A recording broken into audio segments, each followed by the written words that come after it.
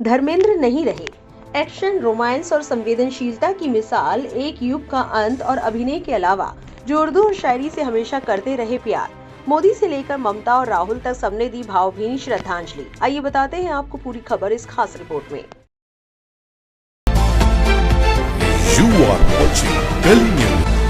Hindi cinema के ही man कहे जाने वाले दिग्गज अभिनेता धर्मेंद्र का 89 वर्ष की उम्र में निधन हो गया है। हाल ही में उन्हें सांस संबंधी दिक्कत के कारण मुंबई के ब्रीच कैंडी अस्पताल में भर्ती कराया गया था। हालांकि इलाज के बाद वे घर लौट आए थे।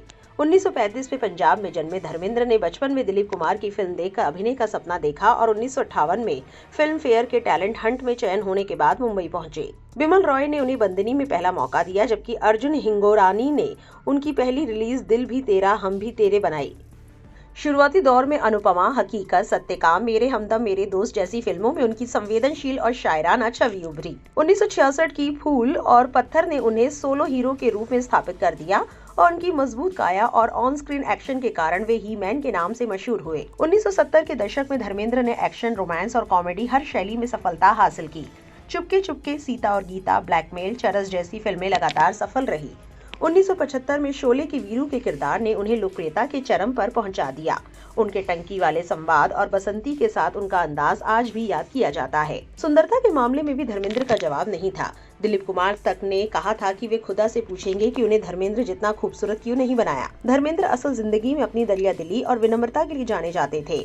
सेट पर काम करने वालों की मदद करने के उनके कई किस्से मशहूर हैं।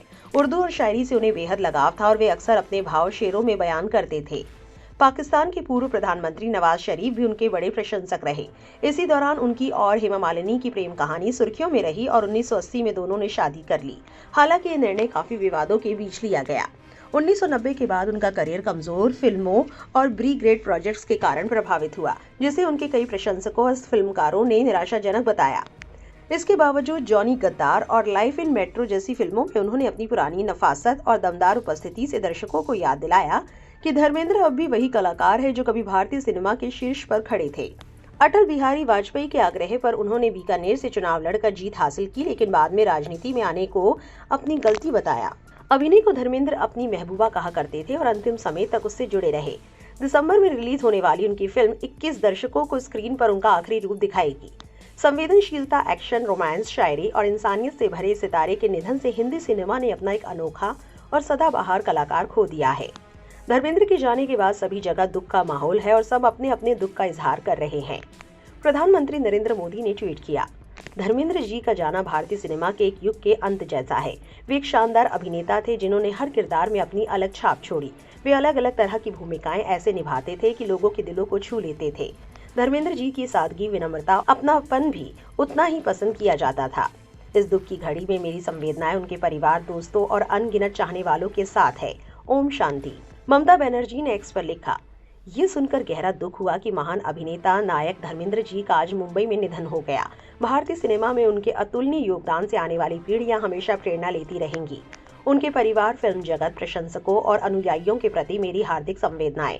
हेमा मालिनी जी, उनके बेटे बेटियां अब उनकी समृद्ध विरासत को आगे बढ़ाएंगे। ईश्वर उनकी आत्मा को शांति प्रदान करे। राहुल गांधी ने भी ट्वीट किया, महान अभिनेता धर्मेंद्र जी के निधन का समाचार अत्यंत दुखद है और भारतीय कला जगत के लिए अपूर्णीय क्षति है। सिनेमा में लगभग 7 दशकों के उनके अद्वितीय योगदान को हमेशा सम्मान और मोहब्बत के साथ याद रखा जाएगा। धर्मेंद्र जी को अपनी भावभीनी श्रद्धांजलि अर्पित करता हूं। इस दुख की घड़ी में मेरी संवेदनाएं उनके शोकाकुल परिवार, मित्रों और प्रशंसकों के साथ है। इस पूरी खबर को लेकर आपकी क्या राय है, कमेंट सेक्शन में जरूर लिखें और ऐसी और अपडेट के लिए हमारे चैनल को सब्सक्राइब करना ना भूलें।